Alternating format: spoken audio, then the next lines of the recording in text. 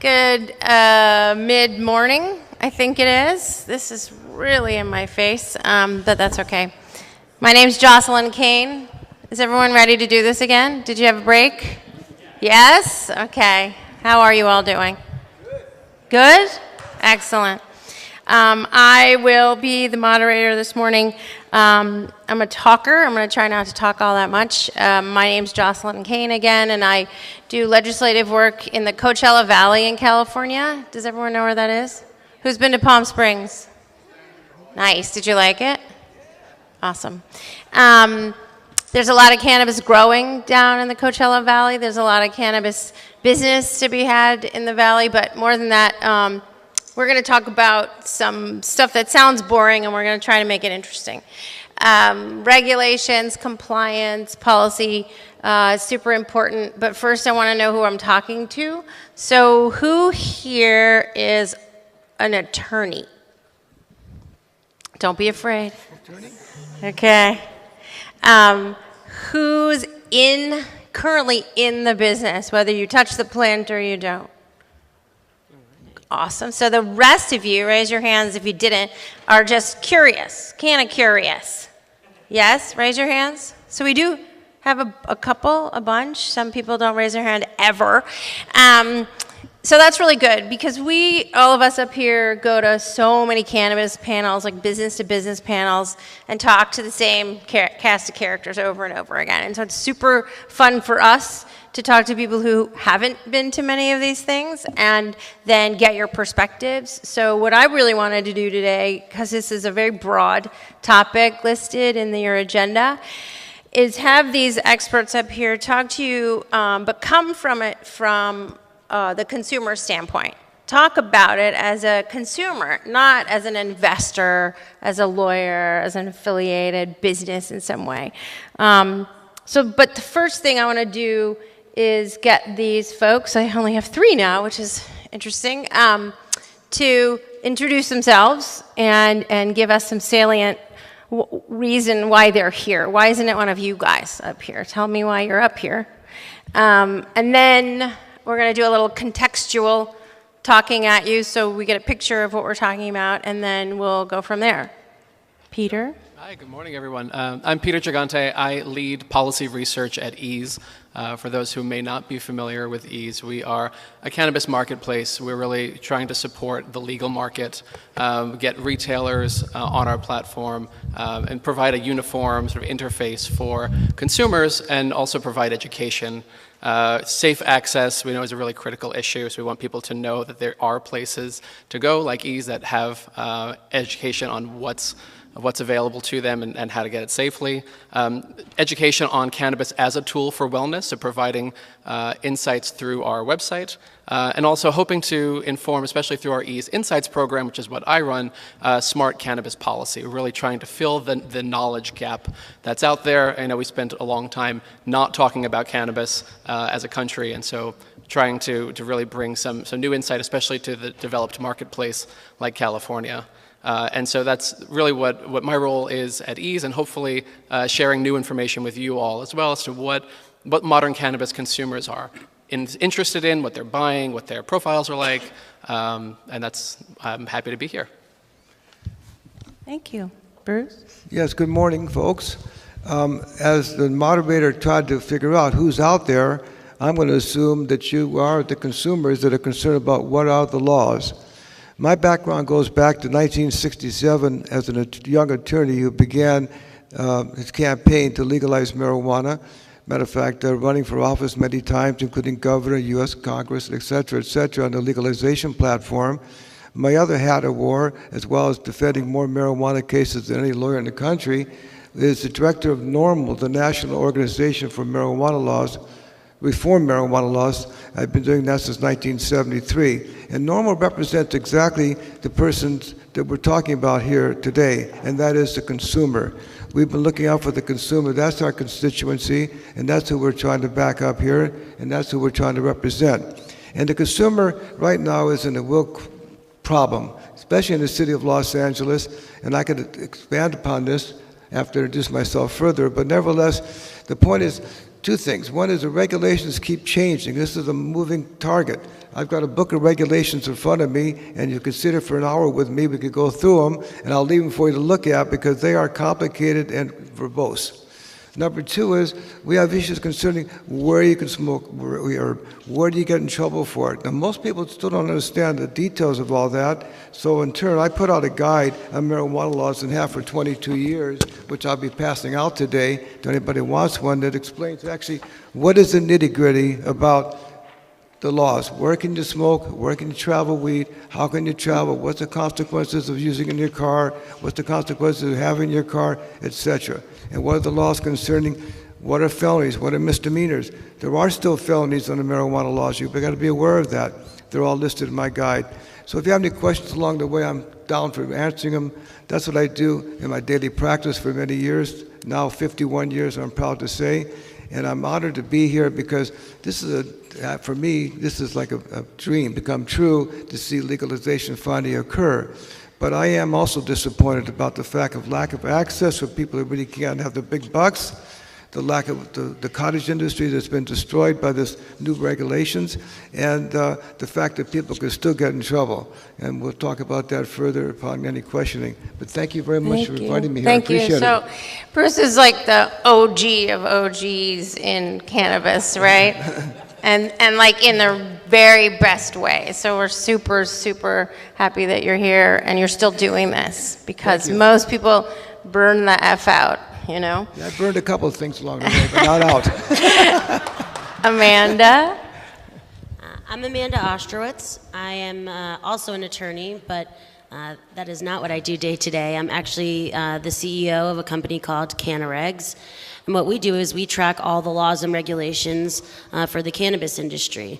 That could be everything from the first time a city even talks about the subject, through the passage of their ordinances, their issuance of laws, regulations, permits, every single thing a government does as it pertains to this industry, we track, we make searchable, and obviously we sell it because I have to pay the people who are tracking all this information and building the technology. But our software is used by over a dozen governments, by nearly 100 law firms, cannabis companies, policy people, these guys down here at ease. So that's what we do, and I'm on this panel because by virtue of being a lawyer who had a research problem, that's kind of how my company came to exist. I wanted a solution, and therefore I use the product constantly, and I'm therefore a subject matter expert. So people like to play pick Amanda's brain, and so here I am. Right. I think her product is so helpful, and they just started. If you haven't looked at Cannaregs, and it just sounds like it's spelled like it sounds, take a look at it. They have a product now that you don't have to go to it. It just pushes to you emails every day about the localities that you're interested in or concerned about, and it's incredible. So thank you for being here. So I wanted to get the amazing Amanda to give us a little context about how we got here. We're a year in about, and you have worked in other states, not just California. So how did we get here? Yeah, absolutely. You know, I actually always like to talk about California and why it's so different, because it's different than any other legalized market. And that's because California passed medical marijuana laws back in 1996, right? More than 20 years ago. And when they did that, they basically said, okay, it's legal, local governments, you figure this out. The state was just completely hands off. Now, knowing that the adult use measures were on the ballots, the state decided a few years back that they should start maybe regulating medical, knowing that soon thereafter they'd be regulating adult.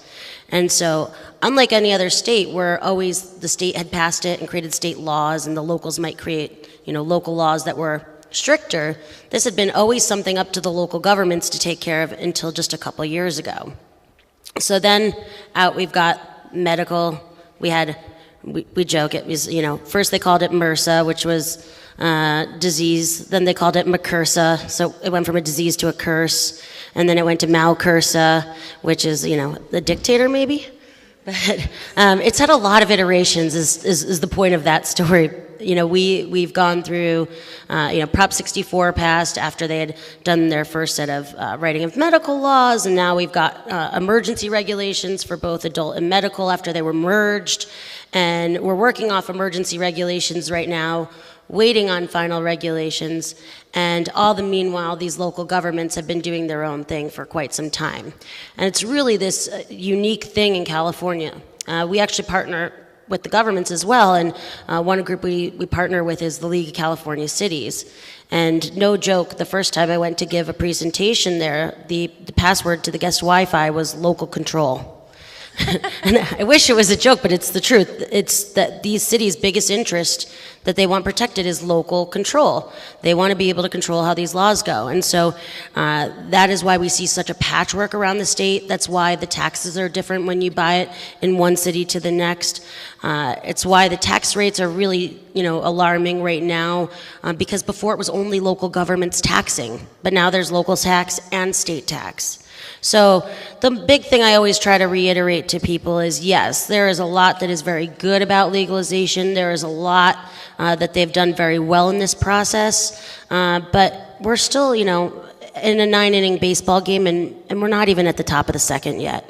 We're really early on.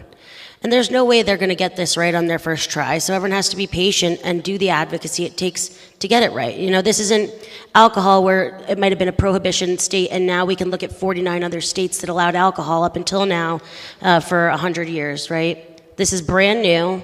It's going to change. That is inevitable. But they're working really hard, and it's exciting to see what's coming. So that's kind of how we got where we are, but expect a lot more change. Thank you. I know we're going to talk a little bit more about this, but I figure this is a really good time to just make a comment based on where we are in the election cycle, because we sit here and we do this stuff day to day, and we complain about local government and we complain about state government, but it's time to start thinking as an industry and as people who are just consumers or care about this issue, to put people into those decision-making, like elected positions that understand what we do. So there's not a constant struggle. So if you didn't register, register if it's not too late. If you registered, vote. I will drive you there. Just let me know where you live. So vote for people that understand cannabis issues, vote for people that are supportive, and that's the last I'm going to say. And also vote on the local ballot measures. There's over 75 cannabis-related local ballot measures. A vast majority of them are tax-related, but there are a couple this time around that are to allow and regulate. So those are pretty important ones too. If you wouldn't care about the candidates in your town, make sure that there isn't a ballot measure you're missing out on. So, okay, sorry. I just had to do my little, vote plug.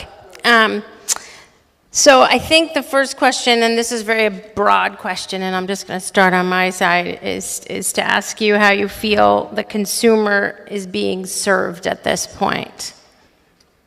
So I think it's interesting to see 2 points. One, that the consumer, I think, is very diverse, and that's not an assumption you see played out in our media and in some of our discussions. There's still kind of this idea that cannabis is a stoner drug and people are using it in a very particular way. And what we have found through our survey work and through the data available through our platform is very much the opposite. It's a very diverse crowd, young, old. They are surprisingly educated more than you might imagine. They're a little bit higher income. And so there's a sophistication to the consumer that I think you wouldn't necessarily expect from the way it's portrayed in a lot of the media and press coverage. So as far as how well they're being served, I think our most recent report was really trying to get at what are the factors that are important to consumers when they're considering a cannabis purchase. And they're treating cannabis in the same way that they treat most other consumer goods, which is they're very concerned about price, they're very concerned about quality, and they're very concerned about access. And I think we can do better on all of those issues to make a better customer experience as a state and other states. Our report was heavily focused on the issue of taxation. We've gone, as Amanda said, from relatively low taxes to now pretty darn high taxes, especially in California, and that has a chilling effect on the legal market as people make a sort of mental calculus of, do I continue to go to my local retailer knowing that I'm going to pay 34% more tax, or do I go to the long-standing connections that have already been formed over the 20 years that medical marijuana has been legal? And that's something that our policymakers have very direct influence over. We choose the tax rate, and so we have some ability, I think, to fine-tune that, to make it more palatable to all the consumers to continue to patronize legal market and licensed retailers. There's also the issue of access. There are lots of communities in California and in other states that have banned retail locations entirely. I think this is not a great policy, especially in areas where the proposition, the vote has indicated that people want this in their community, or at least a majority of people want this in their community. And so, I think as ease and as a technology that facilitates delivery particularly, we're trying to help that, and that if you can't have a brick and mortar in your area, at least you can have access via delivery. But I think more access, even within brick and mortar, is advisable if we really want to bring people back, like I said, to the legal market. If you have to drive 45 minutes, and I think it was the OC Register did a little bit of analysis on how far, like what percentage of the California population has to drive more than 30 minutes, 40 minutes to get to a retail establishment, and it's significant.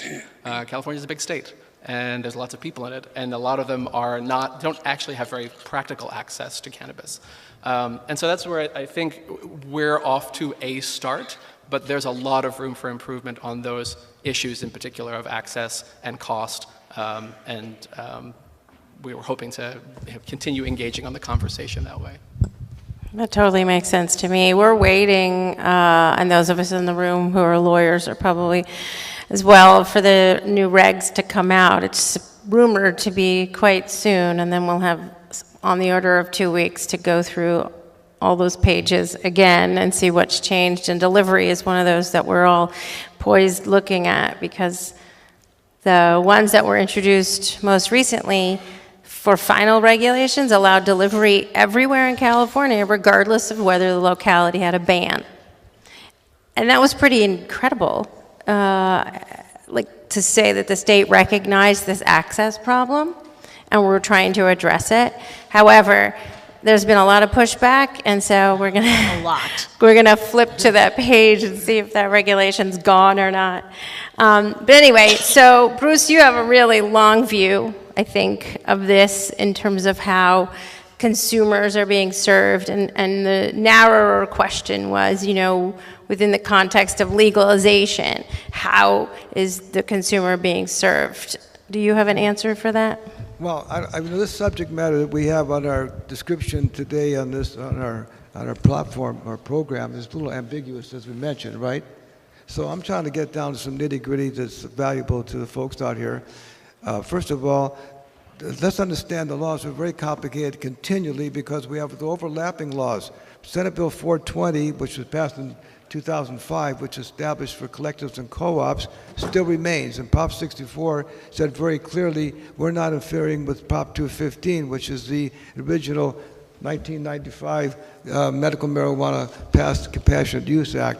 So we have these overlapping laws that still exist in California and make it very confusing for the people out there to know what they should do about getting access to herb. If you're a medical patient, there's also some protections you might not have. So this idea that we no longer should assume that being part of the medical community is not valuable, well, you're wrong, because you can continue to have the protections under the Prop 215 up until December 9th, 2019, because that's when Senate Bill 420 that created the collective co-op concept will become to an end, it'll sunset. So that just probably confuses you more, but I just want to throw that into the loop. My passion right now has been, and is continually, finding a place where people can toke and joke at midnight toke. And what I mean by that is this. Right now, the law is you cannot smoke marijuana in public. You cannot smoke marijuana or cannabis or partake in it in your home if you live in a condo or an apartment, unless landlord or the managers of the condo agree that you can do that. The only place you can smoke legally in California right now is in a residence. And I was with Kat Parker yesterday, matter of fact. She invited me to her office. We've had several meetings along with her and the president of the city council, who are down for getting on-site consumption licenses, but it hasn't happened yet. But I want to say that Kat Parker and her crew are working diligently in these areas. You know, it's not easy to come up with regulations that's going to satisfy all the miscellaneous aspects of how it's going to affect the public. But nevertheless, so we met yesterday again talking about how we foresee these cannabis lounges should be, as we can call them. You know, the concept started back with Dennis Perone, first started the first Cannabis Buyers Club in San Francisco. That was born out of the community that was suffering from the AIDS epidemic, and he in turn opened this cannabis club. That was a beautiful thing. As a matter of fact, I was there many years ago visiting it, and I felt the atmosphere and the support of people that were suffering, that were medical patients, and it was a tremendous, shall we say, safe place to come to. And so, unfortunately, over the years, there's been all kinds of issues about cannabis dispensaries and how they should be overseen, what the legislations are. As a matter of fact, in my guide that I mentioned earlier, I have almost all the cases regarding medical marijuana laws that were so confusing and so difficult to be able to understand for the consumer what they could not and could do. Now we have laws under Prop 64 that says you can use, you can grow 6 live plants in your residence. That's per residence, not per person, as an adult over 21. You can also have an ounce of weed, and you can travel with that ounce of weed as long as for your current medical needs. And how you travel is very important. We'll get that to the moment. And finally, whatever you grow in your house, you can keep as long as you can show that that's where you grew it and that's what you have. So it could be over an ounce. So if you grew a pound of weed last year with your 6 plants, that's fine. But I would caution you, if you're doing that, to keep the root balls. You know, it's always good to proof that you actually grew it. Number 2 is you can travel with marijuana, but in a car, an open container, $250 fine. Smoking in the car, $250 fine. Possessing vehicle in the vehicle is illegal unless it's sealed as a non-patient. As a patient, it could be closed but not sealed. These are complicated little areas, right? And so all this is included in these laws. So I want to be cautious about that. Now let's getting back to this on-site consumption issue. Right now, as I told Kat Packer yesterday, LA is reminding me of an old saying used to say about Ventura. Come there on vacation, you go home on probation. So that's what happens here. In Los Angeles, we're inviting the public from all over this world to come to California, and particularly Los Angeles, to experience this sacred herb, but there's no place they can use it legally. They can't use it in their hotel rooms. They can't use it on the street. They can't use it in their cars. They can't use it, period, unless they have access to a residence. So it's very unfair, unjust. It's almost like an entrapment. And I explained to my concepts of how I see these we can call them lounges. That's one word for them, I suppose. I see them in all kinds of aspects. I see 420 yoga, okay, which Kat Packer was very down for, she understands. I see people that follow the Hindu traditions, religion, recognizing that marijuana, cannabis is sacred. It's a sacred herb. Just like, I was kidding with one of my mentors here today about, you know, if the Roman government said that you could have wine, but you only could use it in a Roman's house, then Jesus could never have that Last Supper, okay? This is the concept, what I see. The use of marijuana is a religious experience for many people, and they have to have access to it in a place like a church or other places they can come together. So this is the future, as I see it. Not only can we use it in our homes, we can use it other places we have access to it. We can come together, we can discuss our medical needs, we can stuff different strains, we can use it in circumstances of religious hats, or yoga or otherwise. Right. So- Thank you. I know that you have so much to say, and we have this tiny little bit of time, and I wish Okay. we had so much more time to listen to you, but I want to give Amanda a second. Go ahead. I touched the speaker. Okay. Was I touching it? Yeah. I know it's the other. Sorry about that. I was hitting this. I don't know. Don't bang on the table. Okay, That's all I'm going to say. The question, to repeat it, or where I was heading, was sort of, how do you feel the consumer is being served at this point? I'm still trying to sort of, move us to seeing this through the eyes of a consumer. I mean, that's a really tough thing to answer because I'm only one type of consumer, and there's a lot of different consumers. I think there are patients that are not being as well served as they once were. Their medicines are harder to come by, but simultaneously the counter to that is it's now getting tested, and it's clean, safer product. And so it's going to take a while for the consumer to fully realize the benefit of all these things and these costs associated with it, but there's clean products. Inherently, though, there are some that are going to be better and those that are unserved. What's interesting is that there's a lot of new consumers that are now able to enter this marketplace in a way that's comfortable, in a way that's legal. We're seeing a huge influx of baby boomers who are turning to cannabis. My own parents, when I started this, they had admitted to using it in the 60s. They now both take edibles to go to sleep instead of prescription meds. And it's really cool to see the conversation, the way it's developed. And I think it's really trickling down to more people having that experience, but there's a ways to go. And we got to remember, again, this market's early. If you look at Colorado, that's many years into this, they've had a lot of time to work out kinks, and consumers are able to buy an ounce for $99 at a lot of places of tested, clean cannabis. And that will likely be a reality here at a certain point. But it's really interesting in California because there's so much brand focus, which is really cool, seeing all these very differentiated products. Having come from the Colorado market, there weren't nearly as many different products, options, and opportunities to try different things, so I think that's a really exciting thing for the consumer here. And I think the regulators, while certain products don't fit the regulatory framework, they have been really open-minded and flexible in listening to the industry as they do their regulations and their revisions. So I think the consumer, depends on who the consumer is being served, not at the top of what it could be, but I think it's getting better every day. Peter, I'm wondering about whether you think the consumer is driving the market. Because Amanda's right, there's a lot of brands and there's a lot of branding and there's a lot of people packaging beautifully and trying to be the iPhone of cannabis. And I'm wondering whether, because I go into dispensaries and look at all of the array of products, and I'm not sure that that's helping me as a consumer.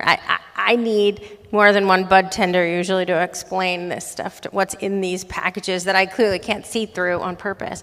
What do you think? Is the consumer driving the market or the companies driving the market?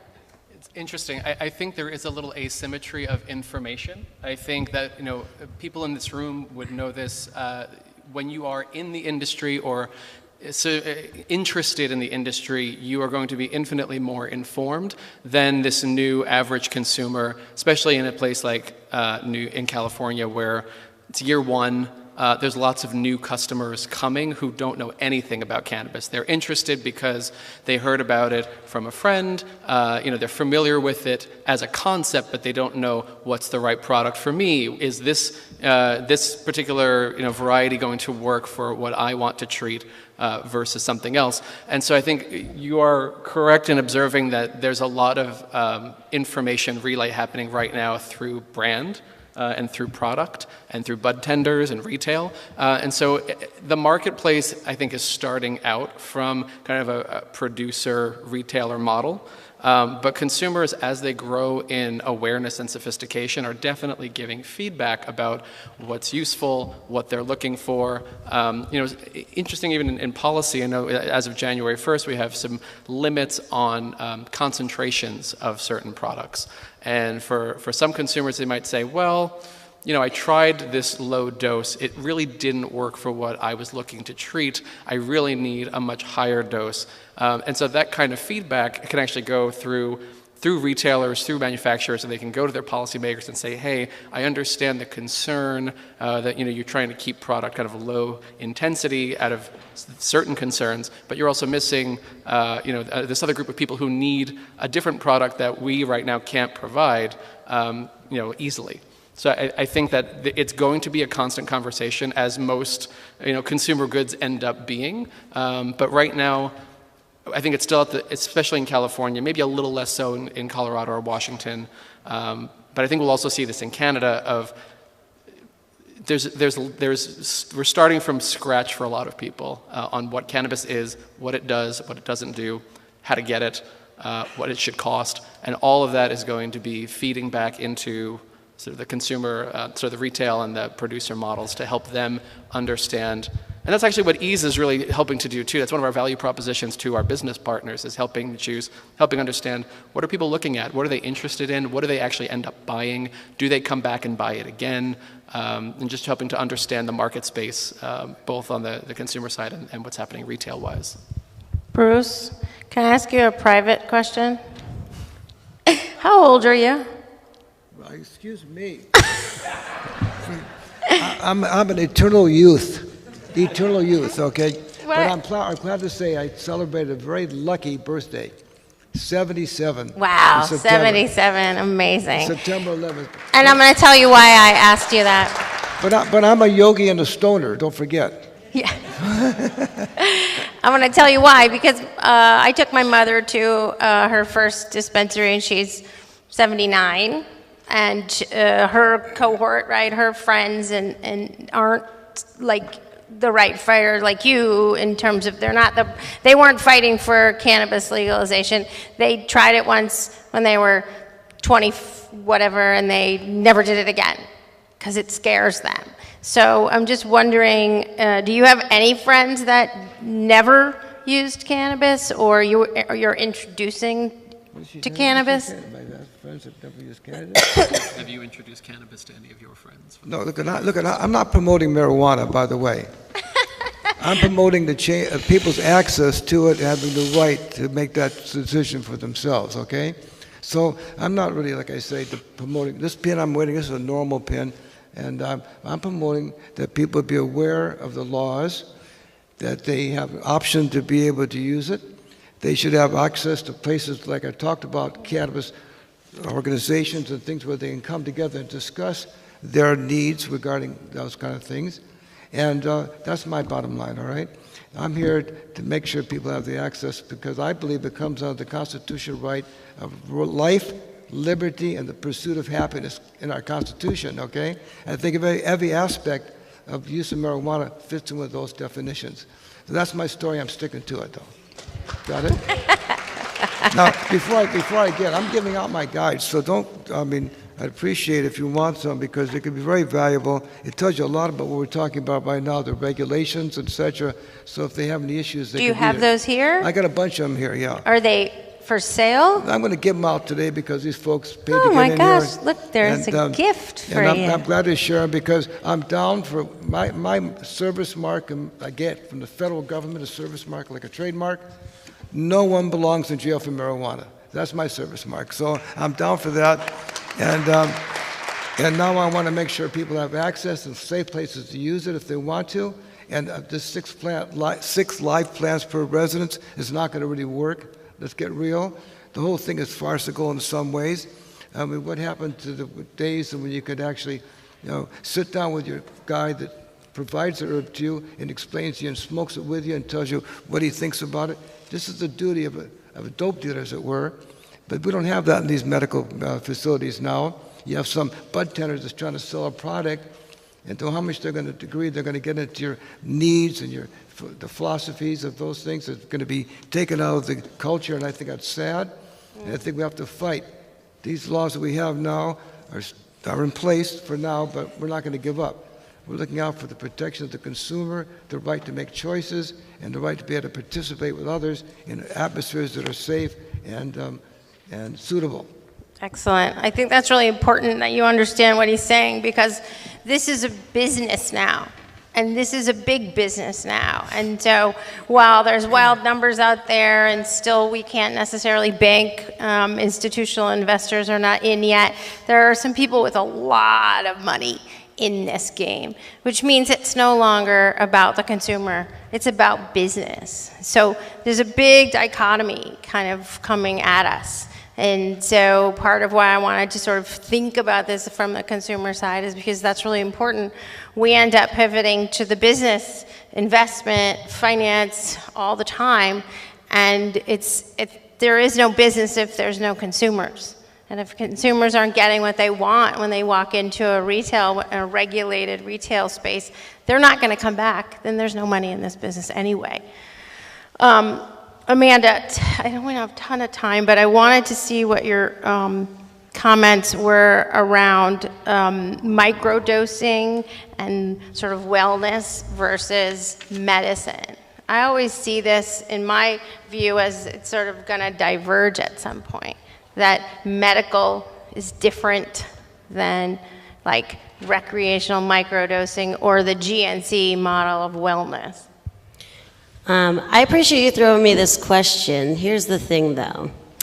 When I get on stage, people listen to me because I know what I'm talking about, and I throw my hands up and say, I don't know, when I don't. And that's why they listen when I do talk. When it comes to the medical side and microdosing, that is not my specialty, so I will pass the baton. Peter, you got a comment? What was it, Doug? What were we talking about? Medical marijuana? What's the difference between medical and to medicine about legal differences, okay? As I mentioned earlier. Right. As a matter of fact, the law is on Prop 215 that passed in 1995, the Compassionate Use Act, described the law as being patients and their caregivers can grow and possess marijuana for their current medical needs. The amounts were never identified. And so we still live under they say in Prop 64 very clearly, we do not intend to, nor are we going to overturn Prop 215, the Compassionate Use Act.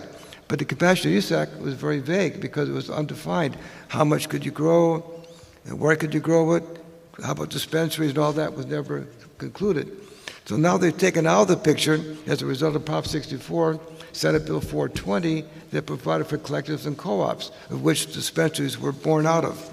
So we're back to a situation where under Prop 215, you can, under the Compassionate Use Act, you can grow and possess any amount that's reasonably necessary for your current medical needs. That's beyond 6 plants, right? Now, but you have local regulations, like in the city of Los Angeles, that say you can only have 6 mature plants or 6 plants, live plants, in your residence. So there's a conflict between the Compassionate Use Act and the local regulations on what's called the land use rights of the cities and counties. Well, there's cases that came. I put out this guide I told you every year for 22 years.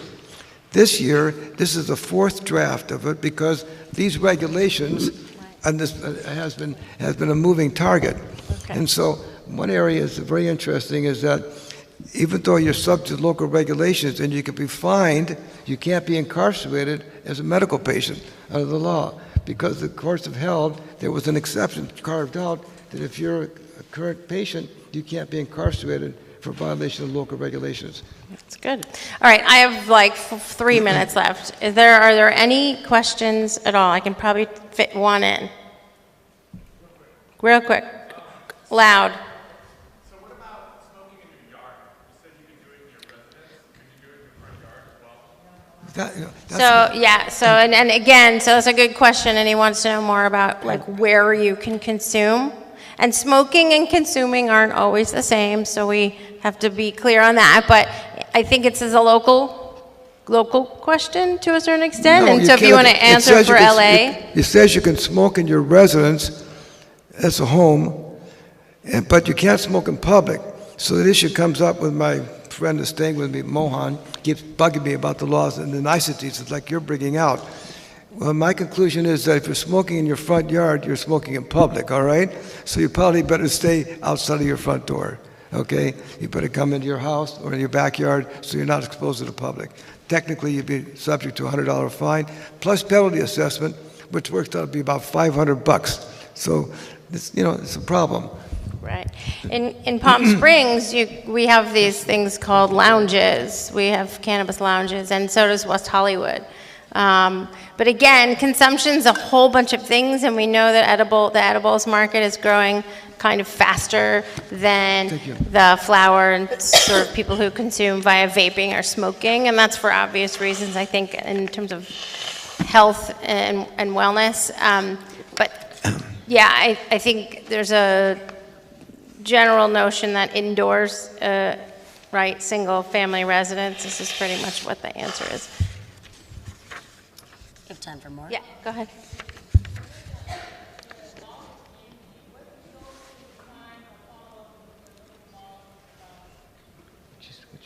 Where to go to find So the laws are changing, is that what you're saying?